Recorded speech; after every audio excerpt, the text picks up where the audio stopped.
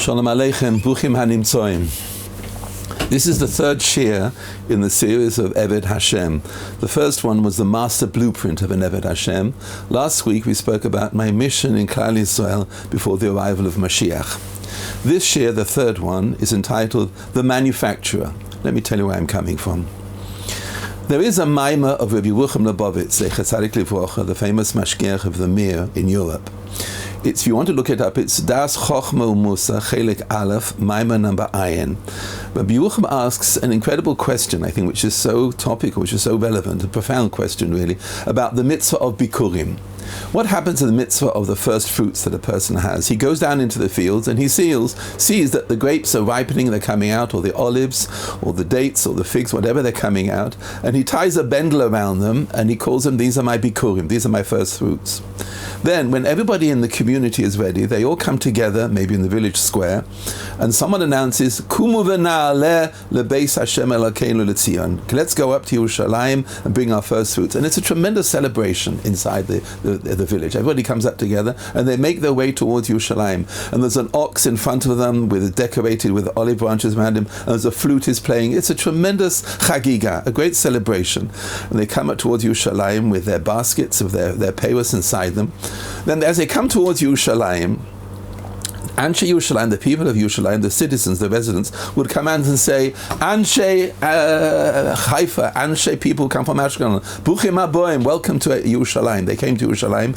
They were their decoration. There was a tremendous celebration going on. Eventually they come into the Beis HaMikdash, and the Leviim are singing Our Mimcha Hashem Ki Dilisani, beautiful tune of the Leviim.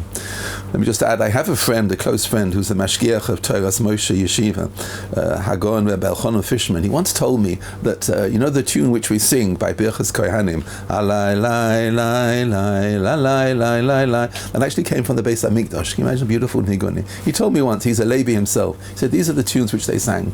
They would sing Our Mimcha Hashem Ki Dilisani. You would approach the Kohen, and the Kohen would take the basket of the fruits inside, and he would do tanufa, wave it in front and behind, and then to the side. And there were gozlos, there were doves which were standing there, which were on top of the basket, and the doves flew out. And then you stand in front of the Kohen, and you make this statement, which is in Parshas Kisava, an incredible statement which you make in front of the Kohen when you bring your bikurim. Beautiful words. It's in Parshas Devarim, Parshas Kisava. Let me read out towards you. You come in front of the Kohen. The Kohen takes the basket with your fruits and says, and this is what you declare in front of the Kohen with your bikurim there. That refers to Lavan, who decided to try and extinguish and remove all of Klal Yisrael. In the end, Yaakov Avinu went down with his family to Mitzrayim for a few years, and there they became an incredibly powerful nation. These are all the statements that you say in front of the Kohen. And the Mitzrayim persecuted us, and they afflicted us, and they gave us very bitter servitude. As you know, as we cried out Leila Seder to HaKadosh Baruch Hu, HaKadosh Baruch Hu heard our voices, he saw our affliction, and our enormous effort which we made, and the pressure that we were working under. The declaration that you say with your bikurim. And now he took us out to Mitzrayim, Biyad Hazaka, with the 10 plagues, the Oisos, the Moisim, all the wonders inside the Midbar, and Hakol, with the Mon, the Be'er Miriam, and he brought me eventually to live in Eretz Yisrael. And he gave me this land, this is the land which he gave, the land of Eretz Yisrael, flowing with milk and honey. I thank you, HaKadosh Baruch Hu. Here I brought my payos, in front of the HaKadosh Baruch Hu, and you should be overjoyed in all the good that you were given. Beautiful, beautiful celebration here. From the time that he puts a little bendel around the fruit until he comes up to Yerushalayim, an enormous celebration with the flute and the music and the dancing and everything coming forward, the Leviim singing. Rabbi Yerucham asks the following question: and how much do you actually bring? You said this morning in davening, Elu dvarim she'ein lahem shiur. There is no limit, there's no size to what you must bring. Hapeah v'habikurim. There's no given time. According to the Torah, you can bring, Rabbi Isai, one grape One fig. Can you imagine? One olive in a basket. Al pi haTorah, you're not muchir to bring more than one. One thing.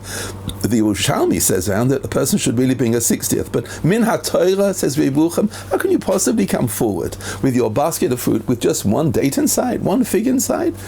It's almost like a disgrace. No, come im kabar oz kabar. If you're bringing something, bring something magnificent. Bring a large basket. You're not muchir al pi haTorah. One. Can you imagine one grape? This is my first olive which came out. This is my first piece of corn, the chita which came out, the first sheaf of corn which came out. This is the first of what I have. And al pi haTorah, you're not more to bring more than that. Unbelievable point. Why don't you bring much more?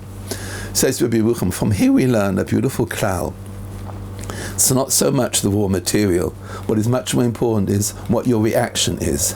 If you manufacture something from the product that you have, meaning what you're given, you must have a product from it. A laborer, a worker, just works with what he has. He doesn't make anything from it. A manufacturer looks at the raw materials and he makes them. He takes the wood and he makes a bench from it, or he makes a table, a cupboard from it. A manufacturer has a product. Says Rabbi Yerucham as follows. That's a beautiful point. In the Torah Akdosha, it's not so important how much you receive. What you receive is something else. That's what you have to do is react. Your teguvah, how you react to the gifts that you're given in life. It's a beautiful point. One date, one fig. Unbelievable point, no? The reaction is the most important. The manufacture is the most important thing. Not so much the labor of the worker. What you produce from what you have. Meaning, you make the celebration over one date, over one olive. That's all you're required to do. How much you receive is min hashamayim. But your avodah, our personal, individual efforts are how you react to what you're given to HaKadosh Baruch Hu. That, I think, is the true Eved Hashem. That is the point which I'd like to bring out. We'll bring certain proofs behind it all, but I think that's the essence here. The Bikurim is teaching us, says Yerucham, how you react to the gifts that you receive. The raw materials, what you do with the raw materials.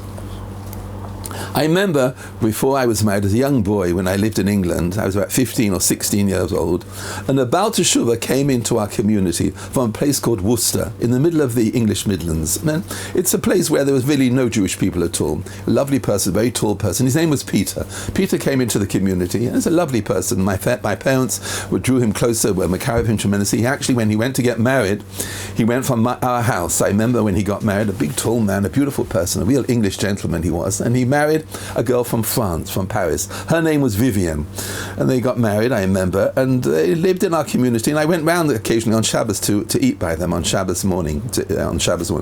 Then one day, Vivienne's father turned up to spend Shabbos with the young couple.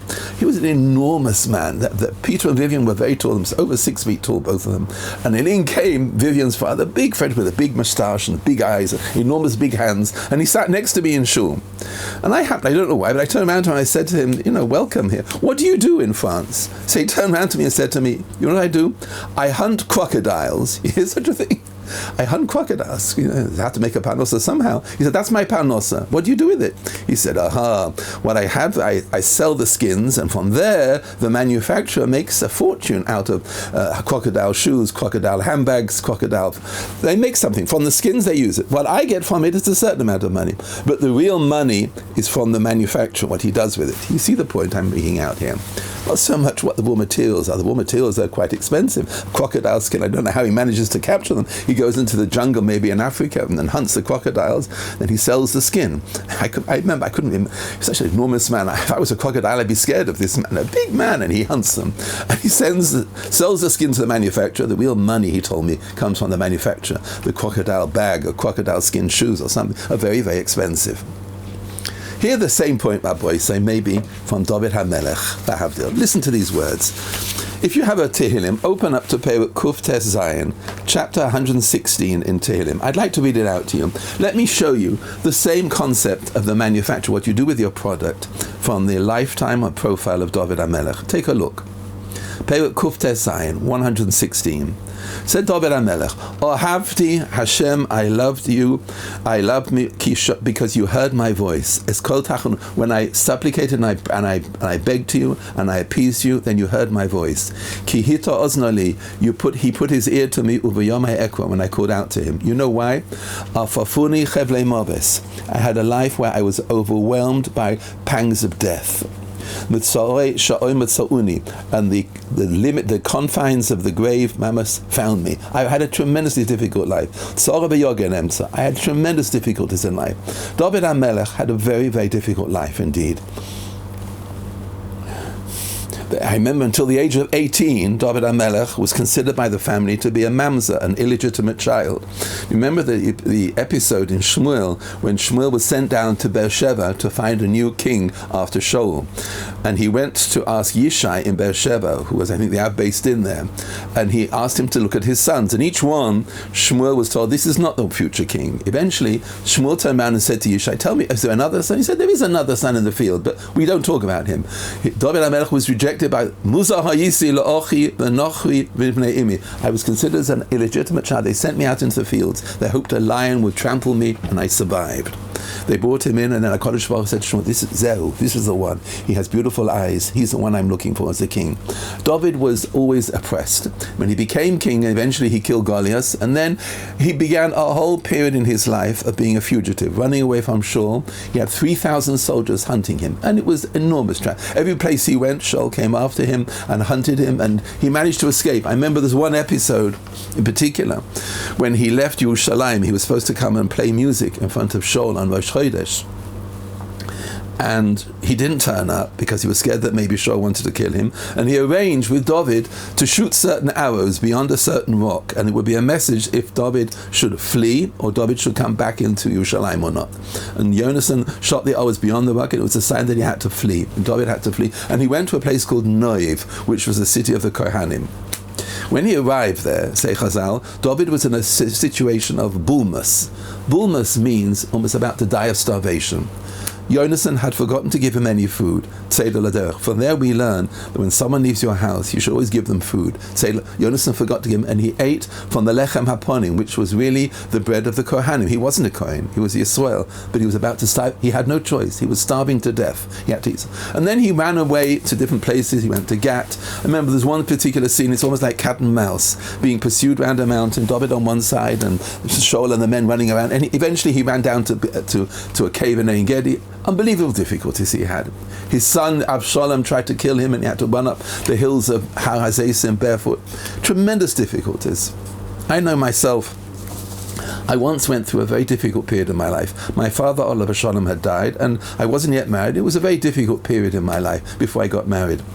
And a close friend of mine, Hagon Reboch Yehuda Graydon, who now is a Rosh Kollel in Los Angeles, he turned around to me and said, Yonasan, if it's so hard, why don't you learn through Shmuel Aleph? Learn through and see the difficulties which it gave me tremendous chizuk. And as I was learning it through, I matched episodes of David's life with a different Perek and Tehillim, and I learned a tremendous amount. It gave me tremendous chizuk. David had a very difficult time, and this is what he's saying here. I called out to HaKadosh Baruch Hu, B'Shem Hashem Ekwal, Ona Hashem Malta Nafshi, save me, save my life. Chanun Hashem B'Tzadik. These are all the difficulties. Be'Elokeinu Merachem. Shoim Episloim Hashem. HaKadosh Baruch Hu looks after those who are simple. Daloisi. I was a poor man, and He saved me. Here are the difficulties of David HaMelech. Shubi Nafshi Limluchu Chochi. He asked HaKadosh Baruch Hu, let me have peace of mind. Ki Hashem Gamal Aloicha. HaKadosh Baruch Hu has been very kind to me. Ki Chilatzta Nafshi Mimoves. Pasuk Ches I'm up to. You saved me from death. Es Eidi Midima, from crying. He cried so much. Vesragli Midechi. Interesting. When he was running away from Shaul in all different places, Shaul and his soldiers never found him. One person did. Yonasan came and found him. You remember the episode in the forest of clay, Yar Cheres, when he brought him food. Yonasan found him and gave him, but otherwise he had nothing. He was worn out. He was crying. He was finished. He was exhausted and fatigued. A man on the run, a fugitive. I was a very poor man, afflicted, and everybody is not to be trusted. I can't trust anybody.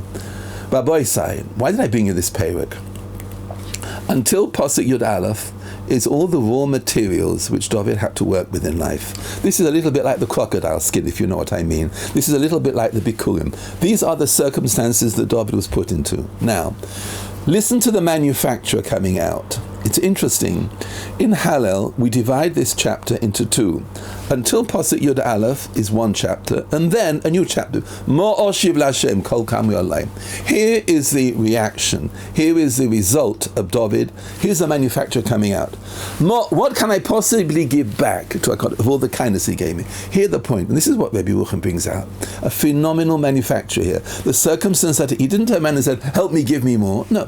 What can I pay back? What can I, it's the most beautiful reaction. Mo oshiv l'Hashem. How can, of all the kindness that he gave me, and he goes on to say, no, I am a servant towards you, HaKadosh Baruch Hu. There is the point I wanted to bring out. David HaMelech, in tremendous stress and great difficulties, here you have it. And why is it separated, the perek? I think for the following reason. That when you say Hallel, you're given the raw material, the circumstances, now stop, make a break. Now come on to the lesson from the product of David is, how can I pay back? Not what I ask for, not so much that I'm mavakesh something. No, it's not that. How can I return all the kindness that you've given to? That's what David reacted to. Magnificent manufacturer here, no? This is the man standing in front of the kohen with his one fruit of just one grape. Yeah, but look what I have. This is that product which I'm giving. How I react to my circumstances. I think that's the reason why Hallel is divided up. The reaction is crucial, and the Abducha ben Amosecha, we'll come on to it later on in the Shir, Mitzvah Hashem. That's the point. Let's move from the one grape in the basket in front of the Kohen, from the Kotagal skins, to David HaMelech is the answer which I wanted to bring out to you. Here is the real manufacturer, the Eved Hashem, which comes out, what you do with the circumstances that you're in life. Not complain, look how hard I had it. No. He did have it hard. But the reaction is, how can I pay back? How can I return all the favors that he's done for me? What I have, the raw material, and I used it to my best as I could. I'm a servant of HaKadosh Baruch Hu. Rabbi Isai, let's take it further. Who is the grand manufacturer, the grand master manufacturer, I think, in all of Klal Yisrael? Who is it? Who is the person? Who is the prototype? David HaMelech was a protege. Who is the prototype? The original is, of course, Avraham Avinu, in this week's Parsha Vayehu, no? Avraham Avinu, whatever he had, he reacted to it. The third day of Bris Milah, no, he was in unbelievable pain. No, the third day. I remember when we had our first son, B'chasei Hashem Yisborach. On the third day, my wife, after the third day after Bris Milah, my wife said, goodness, I don't know if he's with us anymore. The child never moved at all. Third day is very painful. He saw three Arabs coming in. He jumped up and ran, and he ran to do everything. His reaction, no, that is, here's the product, what he does with the circumstances that he's in. Hikri Shem Hashem b'feikobeh. He made Hashem's name popular. I think the ultimate test, of course, is when it came to the Akedah, at the end of this week's Parsha, Kodesh Baruch Hu gave Avraham Avinu the most wonderful child. The Rashba describes in the Tshuvas that Yitzchok was Hamu'ula min Hamin Hainoshi, the most excellent, the most refined, the most perfect of all human beings. The perfect human species was Yitzchok. In looks, in behavior, in potential, in qualities, in personality. He was the perfect child. That's maybe one of the reasons why the whole world became full of tzchoik when Yitzchok was born. The joy. He was an exceptional child. And he was given at the age of 100. He waited over 100 years to have a child, and Sarah, as you know, was 90 years old. HaKadosh Baruch Hu then turned around to him and said, make a sacrifice of him. And Avraham Avinu turned around and said as follows, you gave him to me, you want him back, so I'll give him back to you. And he took him on to Har Moriah and was about to shechet him. If you have a chance over Shabbos, take a look at the Yalkut Shimoni on the time of the Akedah, and it's an incredible scene. I remember Hagon Rav Brevda, Zecher Tzadik Livrocha, used to describe the scene to us. He was standing there with a knife and he was pouring tears from his eyes, looking up to Shema. Where do you want me to cut him? You gave him to me and now you want to take him back. How shall I deliver him back to you? There was no complaint that I had to give him back. You want him back? I'll give you him back as a sacrifice. Here's the manufacturer. Here's the unbelievable reaction to the circumstances that he was put into. Not so much what he had, but he's giving back. No, it's a beautiful point here. Avraham Avinu was the original manufacturer. He made something of whatever the product was. You gave me a child, you take him back. It's not my child. No, this is the point really which we're bringing out. Rabbi Isai, There's a Gemara in Brachas Daf Nun Ches. I brought it at different times. I think this is so relevant at this point. Says the Gemara, Oyrach Toiv Mahu Oimer. What does a good guest say? Someone comes to your table and he's a wonderful guest. Kama bosa hebilafana. How much meat the host gave me. Kama yain hebilafana. How much wine he gave me. Kama gruskois. How many delicacies? Chocolate mousse, strudel, ice cream at the end of the meal. V'kol mashatorach balabais lotorach ela bishvili. And all that the host has done is all for me. That's a wonderful, wonderful guest. Everything he does, he notices everything. He sees all the detail. No, he notices everything. What does a bad, rotten guest turn around and say? I ate a piece of, I don't know, was it fish? Was it schnitzel? Was it meat? I don't know what it was. It was a piece of something. I drank a cup. It was something wet. I don't know, was it flat Coca-Cola? Was it wine? I don't know what it was. It was something flat, something wet. And everything that he's done is not for me. It's not for me. It's all for his family. Nothing was done for me at all. That's the Oyrach Ra. I suppose you could say something that there's a good, a bad, and the ugly. The good guest is the Oyrach Toiv. The bad one is one who turns around and said nothing special for me. The ugly one, I think, would be a real cynic, and he would turn around and say, a real ugly guest turns around and says, you know, the tzaddik is here. It's me. You know why? Because if I wouldn't have been at the table, he would have thrown it all out. So I prevented Bal Tashlis, and he wasted the food. That's a real cynic, a nasty person. I'm the tzaddik here, because at least I ate some of the food. He would have thrown it in the garbage otherwise. Here's the point. The Oyrach Toiv recognizes everything. This was meat, this was wine, this was chocolate mousse. The Oyrach Ra doesn't even see what it is, and he says everything was just a something, I don't know what it was, and he never did anything for me. It was all for the family. That, Rabbi say, is the definition of the laborer or the manufacturer. The laborer, the worker, takes what he has and he uses it. The manufacturer has a product. He comes out with something, no? Isn't that the beauty behind it all? The beauty is, says the Vilna Gaon in this Gemara, who is the guest? You and I are guests here. Who is the host? The host is Ribono Shel Olam. Everything that the Almighty has done for me. No, there it is. There's the manufacturer with his product which comes out. That's the most beautiful point. I think that's the lesson of the Eved Hashem. Not so much what you're asking for, but how we act to the situation. That's David HaMelech, Ma'oshiv Lashem. That's Avraham Avinu. You want the child back? I'll give it back to you. That's the Oyrach Toiv, the perfect guest, the good guest. The good guest recognizes everything. It's all for me. Ma'oshiv Lashem. That's the Eved Hashem, which I'd like to bring out here. I think that's the message. If you've ever looked at any of the stories of the Gedolim, you'll notice they are all experts in this quality of being a manufacturer, of making a product from what they're given in life. Most beautiful, beautiful stories about them. Let me share one or two with you, which made such an impression on me. I remember the time when it happened, where the wife of Hagon Reb Shlomo Zalman Auerbach, Zecher Tzadik Livracha, had died, and he was sitting shiva with all his sons. All of them were great Talmidei Chachamim in Shari Chesed. And Reb Shlomo Zalman turned around and said as follows. Listen to this line of the man when he lost his wife. He turned around and said, usually when people sit shiva, they say, Hashem nosan, Hashem lokach. And Hashem Mavayach, meaning Hashem gave me and Hashem took away. Said Reb Shlomo Zalman, what do people emphasize? Hashem lokach, ma ani yachol lasot? Hashem took away my wife for me. Reb Shlomo said, no, not me. I don't say that. Ma Hashem natani, what I had as a wife. I took him away. It wasn't my responsibility. It was Hashem's neshama, no? But what he gave me as a wife, that's what it is. I emphasize what I had as a wife. Isn't that the Mo'oshiv? Isn't that the manufacture? What I appreciate what I was given. That's the point. And that's the most beautiful point here. That is the nature of the manufacturer. What I had, Mo'oshiv, Ani Abducha Ben Amosecha. That's the Eved Hashem coming out. Listen to this beautiful story of Reb Chaim Kanievsky, Zecher Tzadik Livracha. I remember the Hespedim, excuse me,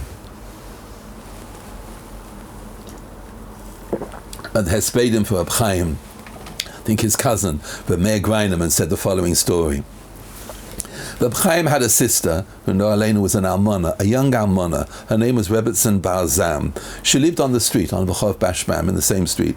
Her husband, Reb Shaul Bar Zam, was an outstanding Talmid Chacham, son-in-law of the Stipler, Reb Chaim's brother-in-law, and he died young, and she was left as a widow with a house full of children.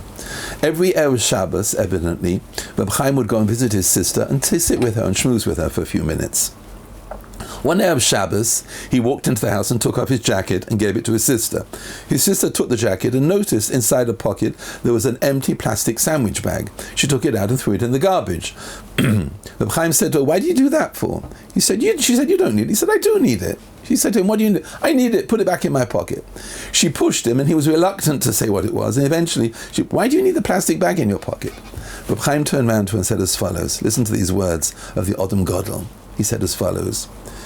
25 years ago, I think he said, it was 25 years ago, I had a stroke and my arm was paralyzed. I was unable to put my arm in my hand in my pocket. I couldn't do that. Then the Rebbeinu Shalom gave me a refuah shalema, and now I can do that. I can now put my hand in my pocket. But I was concerned that maybe I'll forget the refuah shalema that I had. So I kept in my pocket a plastic bag. Whenever I put my hand in my pocket, I feel the bag, and I remember, I can't forget, that he gave me a refuah shalema. I daren't forget. I can now put my hand in my pocket, and therefore it reminds me of what happened to me. That's why I need the plastic. Isn't that, there's a manufacturer, there's a product coming out, doing something which react to the situation that you're in. That's the Eved Hashem, which I'd like to bring out, which I think is the result of this. It's the man standing in front of the kohen with a grape, It's the crocodile manufacturer who takes the back. It's the said David HaMelech, Ma'oshiv Lashem. It's the same thing coming out. It's the Orach Tov, it's Avraham Avinu at the time of the Aked. It's all the same point here. Let me just share something personal, which I remember myself so well, which I don't know, I'm not on that level at all, but I just want to say something which I remember so clearly. When I was the yeshiva bach in Eretz Yisrael, so about 5 of us decided the Bein Hazman in the summer would go down and work on a kibbutz in the Negev. We went to work on a kibbutz on the Negev, and they gave us the most impossible task to do. I don't know if you know, when they grow melons, they grow them in long plastic rows, and in order to keep the plastic on, they have something called a melon hoop. A hoop goes over, and on the hoop you put the plastic. So all the melons had been reaped, the plastic was taken away, and they wanted all the hoops to be picked up. There are a few thousand of them in the field, So we walked around, bending down in the boiling heat in the middle of Av after Tisha B'Av, and it was impossible. We were finished. We were dropping. We were sweating. Every minute, bending down, picking up the hoops. Some of them were stiff. I remember picking it up with a few friends. It was terrible. It was an awful job. Eventually, after about 2 hours, someone came down with some cold drinks, and really ice cold drinks. I stood there holding the drink, and I thought to myself, no way, this is not a normal bracha. This bracha has to be a special bracha. I can still remember standing in the field, and I screamed out, Shakon Yebid V'Roy, and drank the liquid. It was like, I don't know, it was like from Gan Eden. I reacted. I thought to myself, I can still remember myself standing there in the field screaming out, Shakonia, Baruch Hashem, we have cold drinks. And it was, I was a little manufacturer, but I made something of the drink. No, isn't that the point? Not so much what you had, but what the circumstances that you make of it. Therefore, let me come to some sort of conclusion, what I'd like to bring out to you. It appears to me, as we've mentioned, you can either be a laborer and a worker and simply work with the items, or you can be a manufacturer. And the circumstances that you're in, you make a product from it. That's the point I wanted to bring, and that's an Eved Hashem. I'd like to give you 2 lists. One is something that you're born with, which you're given at birth, and those that you receive in lifetime. I want to bring the difference between a laborer and a worker and a manufacturer. Everyone who's born, Baruch Hashem, is given the power of speech. No, you're given the power of speech. You can talk, Baruch Hashem. A laborer worker natters away and chatters and, I don't know, talks Lashon Hara. I remember when I was in England, I could never get over the point of the swear words which the non-Jews use. They continue using swear words. They use them out to say swear words, whatever it was. What does a manufacturer do with his speech? He davens beautifully, he gives a compliment, he says something nice to somebody. No, there you have it, a laborer or manufacturer. You're given the power of the eyes. Now you can see, Baruch Hashem. At birth you're given the sight. What do you do your eyes for? And they used to say in England, either you can use it for the green-eyed monster, I saw something somebody has and I want it myself, the jealousy and the kinna, you can use your eyes for that, or you can have an eye in tova. No, look at something with a good eye, look at something good, appreciate what you have, no? Given a mind. What do you fill your mind with? Fabulous dreams of making wealth and everything, of tremendous fantasy dreams that you have? Or you use your mind maybe to think about the kindness of HaKadosh Baruch Hu has given you. No, this is really the point. Take a little bit further. I don't know how much we can say this, but you're given a heart, no? What do you do with the heart? You hold a grudge inside the heart, and there's sinner, or you sinner believe, or you have avas abiyas. These are points which you have, no? You're given as a gift. I suppose the greatest expression of it is Asher Yotza, which you say several times a day after coming out of the bathroom. No, the reaction of being able to use the bathroom. Mafli lasais, chalulim chalulim. That is everything that you're given by natural. Now, let's turn a little bit more objective. What are the things which you're gifted with and how you react to it? You're gifted with food. No, they give you food. What can you do with food? You can do many things with it. You can gobble it down and mamash just nash away and you never make a bracha. Or you use it in order to give yourself strength and you make a beautiful bracha behind it. I mentioned on a previous occasion once, but it's a magnificent story, I think, which my wife and I once went to. We went to the Galil for one evening and we stayed in the Kena Hotel right next to the Kinneret. It was a beautiful evening, I remember. And as we walked into the dining room, we saw a magnificent banquet laid out in front of us, a beautiful banquet. And evidently there was something very special going on. We turned around and asked the waiter, what's going on? He said, the hotel tonight is being taken over by a certain organization. And they asked us to make a banquet. Since you are the guests here, you can sit down and enjoy the food as well. It's all on our expense, whatever it is, because this is what's being provided tonight in the hotel. So we sat down and my wife, we smiled at each other, thought, oh, what a gift. No, we came for a night and we're being entertained to a banquet and the food was magnificent. Magnificent food. You can see all the tables laid out. We sat there and we had the first course. And then the organization people came in. No one had a kapel on. They were mixed together. The women were not dressed so properly. I remember they sat down at the table. I think it was about 3 minutes it took them to gobble up and finish everything on the tables. I remember my wife turned around to me and said to me as follows, Jonas, let's go out. I have no appetite anymore. It was awful to see. They just took it and gobbled it down. And there was no bracha made. Nothing was said. No one ever showed them how to make a bracha. I'm not blaming them, but it looked awful. No, you're given food. Do you make a beautiful bracha or do you not make a beautiful bracha? No. You're given money in life. What do you do with the money which you have in life? Do you just squander it and say, I have $100, I want $200, I've given $1 million, I want $200? What do you do with it? What's your reaction to money? Or do you use your money for tzedakah? No, you give chaymesh or maisa, give tzedakah with your money. You hear the point? You're given a partner in life, a husband or a wife. What is a husband? A husband is a money maker, or the wife is a shifra, a handmaid, or is your intention when you find a partner to build a bais ne'em of Yisrael, a shchina b'neim? No, isn't that the point? What is the wife for? Is she a shifra, a maid, or is the husband the money maker, or is it a home which you make kedusha from? You hear the point I'm making. You're given Shabbos and Yom Tov. What's Shabbos and Yom Tov for? For food and for sleeping and for getting dressed nicely? Or is Kol Mekadesh Shavi Kol Royal? You hear the point. You can be a laborer or you can be a manufacturer. You're given time, no? A laborer and a worker kills time, no? What do I do with my time? I have a lot of time. I watch television, I watch movies, whatever. What do you do with your time? Is your time spent well? Is your time helping people? Time learning? What do you do with your time which you're given? You hear the point. You can be a laborer or worker, or you can be a manufacturer of the product that you're given and make a product out of what you're given. I think that's an Eved Hashem. I would like to make a suggestion.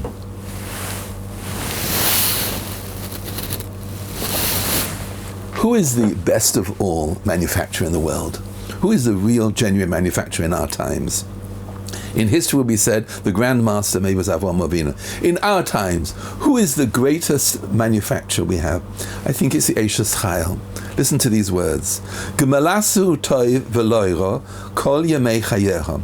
The description which Shlomo HaMelech gives to an Eishes Chayil is, Gemalasu, she pays him back good, not bad, all the days of her life.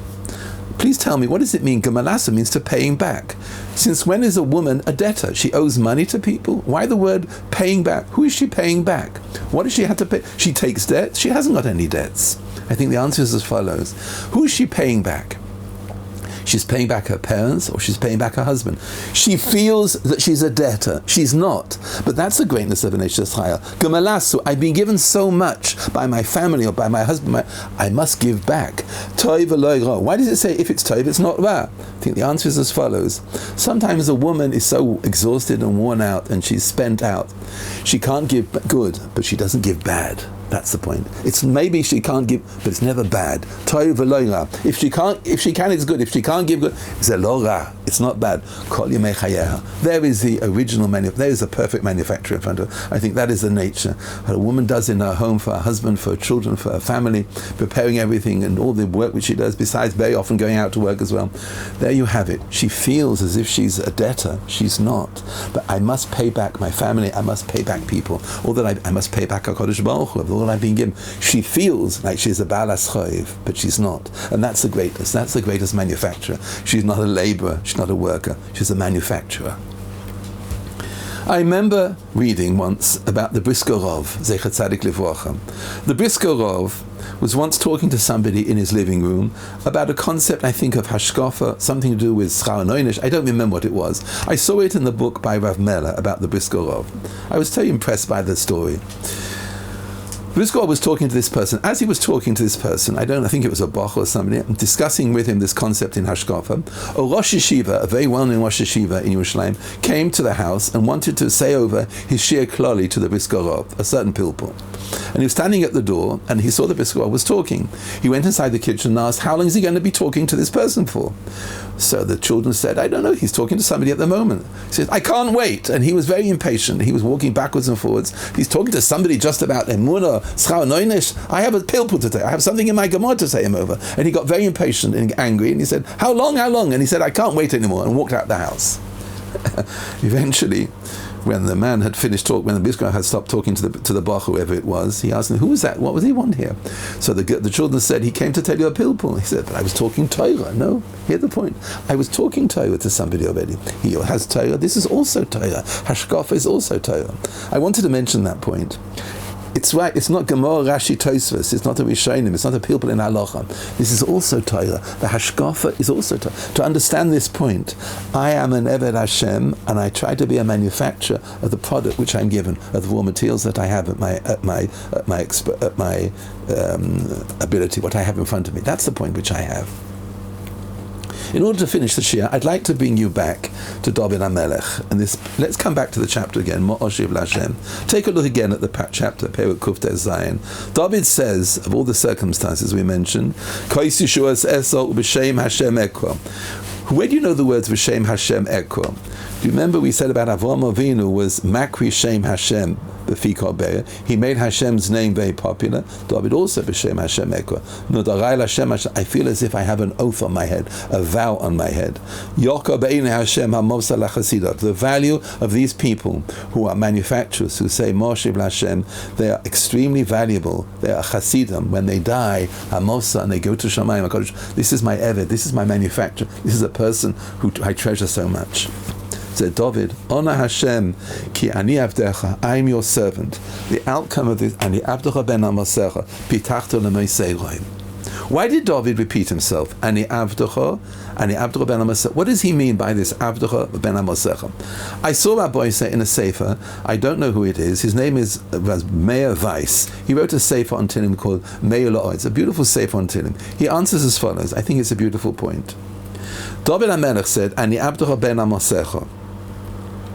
He quoted David HaMelech's great-great-grandmother, Rus HaMoaviyah. You remember the episode when Rus appeared in front of Boaz. So Rus said as follows. Rus said to Boaz, you've shown such alev shivchaser, I am only one of your maidens here. Why you show such favor? Boaz has said to Rus, no, you can stay here, and I'm only one of your maidservants. Yomer lo. Chazal say, and Boaz said, no, you're not one. You are going to be one of the mothers of Klal Yisrael, said Boaz to us. Lo means here, it says with a hey, but Chazal learned it out, it's lo with an aleph. Lo, that's not true. You are not a simple maidservant. Where does it come out? When eventually Rus came to the bedside where Boaz was sleeping at night, by Yoma, and he asked her, who are you? Miat, who are you who came? And Boaz was shaken up. Vatoyma, and she said, Anoichi Rus amosecha. I am Rus, your handmaid, ufarasta kanofecha ala mosecha. And you should spread your blanket over your handmaid, ki goylota, for you are my redeemer. What's going on here? Wus said as follows, Ani amosecha, I am only a simple handmaid, but I am, you told me, amosecha. The word amosecha, say Chazal, is, Boaz told her you will become one of the imohos of Klal Yisrael. Wus answered and said, 1 minute, the Sar Rivka Wachan Leah. Why would I be one of the imohos? Said Boaz, no, you will be the Ema Malchus, you will be the mother of Malchus, someone like you. And that's what amosecha means. Wus said, I am only a handmaid, but you told me I am amosecha, I'm more than that. From there you learn there was tremendous ability inside Vus to become, from a handmaid, to become an Eim HaMalchus. Maybe that's what this Reb Meir Weiss says in his Perush as follows. Ani avtocha, I'm just a simple person. I was considered as a mamzer when I grew up. But I am, Ani avtocha ben Amasecha, I am a descendant of this great lady, meaning Vus HaMoaviyah, who was given the opportunity to become the mother of Malchus. What do we learn from here? David HaMelech was saying, I am only a simple person, but in reality, I come from somebody called Vus, who used her circumstances to the best advantage, and she became the Eim HaMalchus. She was devoted to Nomi, and she became, as you know, the Eim Malchus. She actually sat in the Beis HaMikdash, the Gemara brings down. Shlomo HaMelech made a special seat. I don't know how old she must have been, but she saw Shlomo HaMelech becoming the king and sat in the Beis HaMikdash. Unbelievable point. From her circumstances, she became something very, very special. What do you see from this? The circumstances that David had in life, he used them as a catalyst to move on his position from being a simple Eved to becoming a descendant of Vus HaMoaviyah. And that's why he says, Ani Abdro ben Amosecha, I come from that lady who said Amosecha, Vus HaMoaviyah. The catalyst was the circumstances of life that he was put through, the difficulties that he had. As we said, Afofuni Chevle Moves, Ma'oshiv Lashem are the product, the manufacture which came out. I think that is the lesson which we take from here. David HaMelech became something quite unique. Where's the proof from it? The proof, I think, comes from Rabbi Yisai. Today is Erev Shabbos, Parshas Vayera. On Shabbos morning, we will say Nishmas. As you know, I've mentioned previously, Nishmas is something like a catalyst. It brings you back to where you're supposed to be thinking after the whole week. You spent a week on emails, you spent a week in the bank, you spent a week making money, whatever it was, you're driving here and there. Eventually, you say Nishmas, and you answer HaKadosh Baruch Hu, I'm Miyid Melach, or Mish Melach, we can't thank you enough. Right at the very end, we mention why is David HaMelech brought in at the end of Nishmas? Why is David HaMelech? David HaMelech changed. Do you remember? He became somebody quite unique. When Shmuel cast his eyes on him in Beersheba and said, this is an Adomi, this is someone who looks like an Esau. He's red, he's worried, he's a ruddy person, he looks like an Adomi, a wild person. Kodesh Baruch said, no, this is not this one. He has wonderful eyes, he's going to listen to the halacha of the Sanhedrin. He's something very special. David changed and became something unique. I'm suggesting the reason why David is mentioned at the end of Nishmas, here's the catalyst, here's the manufacturer. He came out and he produced something from his life. He became somebody quite unique. He worked on himself. He was the Shiras V'Sishpachos, from the praises that he sang. From there we have David coming out from something. That, I think, Rabbi Yisai, is the reason why we say later on, in just before Yishtabach, all of us are duty bound, every human being, not just Jewish people, any person at all, to praise and uplift and glorify you. Why do we mention more than anybody else, even more than what David HaMelech said? I am duty bound to say. It means as follows. Everybody must have their own autobiography of a manufacturer, of a product. I must work on myself. I must use the circumstances, just like David, even more than David. David HaMelech did it with his life. I must do even alcohol over more than what David HaMelech did. I must have my own autobiography of Shiras V'Sishpachos. I must have my list of Yochai Beina Mosal HaChasidah when I reach the age of 120. I must have a product here. I must have come out with something with the circumstances that I have. Rabbi say it's a long shir, but I wanted to end perhaps with a certain 2 or 3 answers and points of advice which I hope will help you to become a manufacturer. And I thought of a few ideas. A few points which maybe will give you a point of direction. In opportunity, maybe before davening, do the following. Close your eyes and breathe in very deeply once. Like this, breathe in and think of something that you really recognize that HaKadosh Baruch Hu helped you with. Something, either you were sick once, or you found a zivug, or something you really owe a tremendous amount of depth and appreciation to HaKadosh. Think of something. Breathe in and let that thought go, flood your mind. Breathe in through your nose and then slowly exhale the air. Do that 2 or 3 times. Think of something different of which you yourself can become a manufacturer in your life. Either once maybe you did something wrong and HaKadosh will let you do tshuva. Maybe you were sick once. Maybe you had a great difficulty. Think of 1 or 2 things. Breathe in with your nose. Hold it. Think about it and breathe out. And then another one, 2 or 3. Do that every single time in davening before you say Moedim Anachnu Loch. You say Hamachas Shechinasa L'Tzion. Now, before you come to Moedim, stop. Breathe in. Think of something. Close your eyes and let it flood your mind. Take another idea, maybe 5 or 6. I don't know, as much as you want, and then say Moedim. Then Moedim will become a personal point of manufacture for you. You did something with Moedim. It's not just a chant, something which the Siddur says. It's your own everything you've done for me. It becomes a product from your life, It becomes, but you must think it out beforehand. These are the points which I'm going to say, and every time before you say Moedim, stop a minute, breathe in, think of flood your mind, and another point. Do that before Moedim, and you'll see it makes a tremendous difference. Second suggestion I would like to suggest is you have to learn Perek 100 of Tehillim by heart.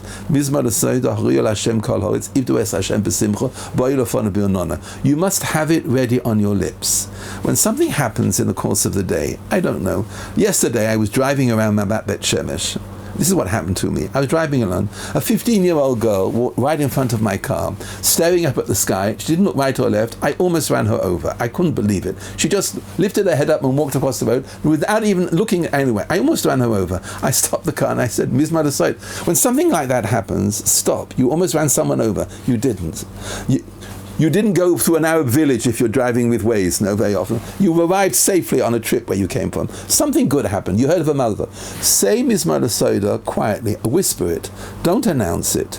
The more quiet it is, the more sincere it is. The more tzanu it is, no one has to know. Just whisper. It's a private conversation of a manufacturer to HaKadosh Baruch Hu. You'll see it works. It makes a difference. Whatever it is, even though it's only a grape, an olive, I don't know, a fig, something small, something which made a difference to you. You came home safely, stop and say Moedim, say Mizmar L'Seidah, but don't rush it. Say it quietly to yourself. Just whisper the words out.